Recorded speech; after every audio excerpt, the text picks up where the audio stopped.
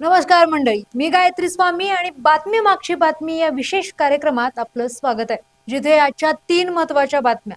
यात नथुराम गोडसे संघाचे सक्रिय कार्यकर्ते होते. सावरकरांचे नातू सात्यकी सावरकर यांचा गौप्यस्फोट. शक्तीपीठ महामार्गाची गरजच काय? सुप्रिया सुळे यांचा सरकारला सवाल. मराठा कुणबी एक होऊ शकत नाही, विजय वडेट्टीवारांची भूमिका. या बातम्यांच्या मागचं राजकारण, समाजकारण आणि अर्थकारणाचा लेखाजोखा यात मांडलाय. यामुळे आता वरवरची बातमी नाही, तर बातमी मागची बातमी जाणून घ्या. माझ्याकडे एक सरप्राईज आहे. गोकुळचा आस्वाद परंपरेचा गोकुळ आईस्क्रीम सोबती प्रत्येक क्षणाचा गोकुळ आईस्क्रीम. तर बातमी आहे, नथुराम गोडसे संघाचे सक्रिय कार्यकर्ते होते. सावरकरांचे नातू सात्यकी सावरकर यांचा गौप्यस्फोट.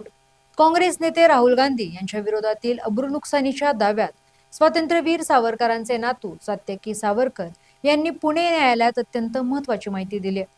महात्मा गांधींचे मारेकरी नथुराम गोडसे आणि त्यांचे भाऊ गोपाळ गोडसे हे राष्ट्रीय स्वयंसेवक संघाचे सक्रिय कार्यकर्ते होते, अशी कबुली सात्यकी सावरकर यांनी उलट तपासणी दरम्यान विशेष न्यायालयात दिली. 1948 मधील गांधी हत्येच्या कित्येक वर्षांपूर्वीच नथुराम गोडसेंनी संघ सोडला होता, असा दावा संघाकडून सातत्याने केला जातो. मात्र सात्यकी सावरकर यांच्या या विधानामुळे नव्या चर्चेला उधाण आले. राहुल गांधींनी मार्च 2023 मध्ये लंडनमध्ये दिलेल्या भाषणाविरोधात सावरकरांच्या नातवाने एप्रिल 2023 मध्ये हा दावा दाखल केला होता. या सुनावणी दरम्यान राहुल गांधींच्या लंडनमधील भाषणाची सत्यता तपासण्यासाठी त्यांच्या आवाजाचा नमुना घेण्याची मागणी सात्यकी सावरकर यांनी न्यायालयाकडे केली. तसेच सुरक्षा कारणास्तव वैयक्तिक हजेरीतून सूट मागणाऱ्या राहुल गांधींच्या अर्जावरही त्यांनी आक्षेप नोंदवला. या प्रकरणातील पुढील उलट तपासणी आता 1 सप्टेंबरला होईल. बातमी आहे, शक्तीपीठ महामार्गाची गरजच काय?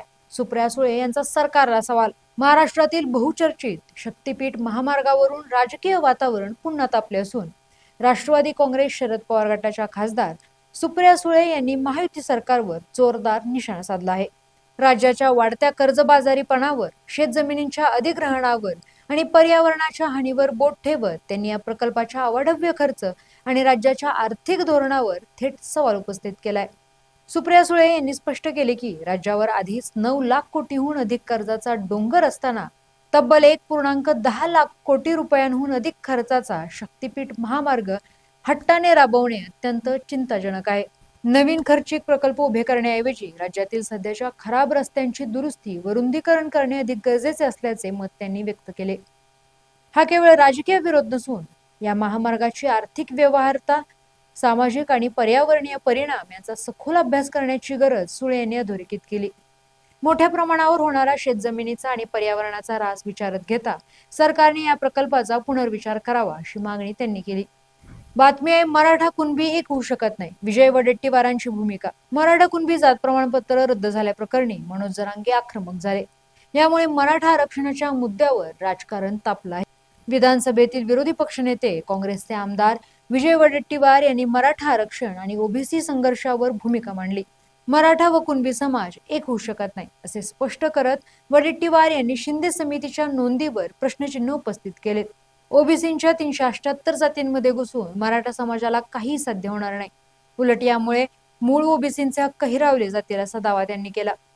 ओबीसी आरक्षणाला धक्का न लावता जरांगे यांनी एकूण आरक्षण वाढवण्यासाठी लढा दिला पाहिजे, असे सांगत वडेट्टीवार यांनी 10% EWS वगळून उर्वरित घटकांसाठी 90% आरक्षणाची तरतूद करण्याची मागणी केली.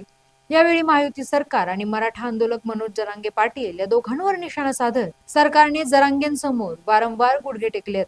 आता दोघे एकमेकांना कसे बघून घेतात आणि कोण कोणाला जाम करतं हेच पाहायचंय, असा टोला वडेट्टीवार यांनी लगावला.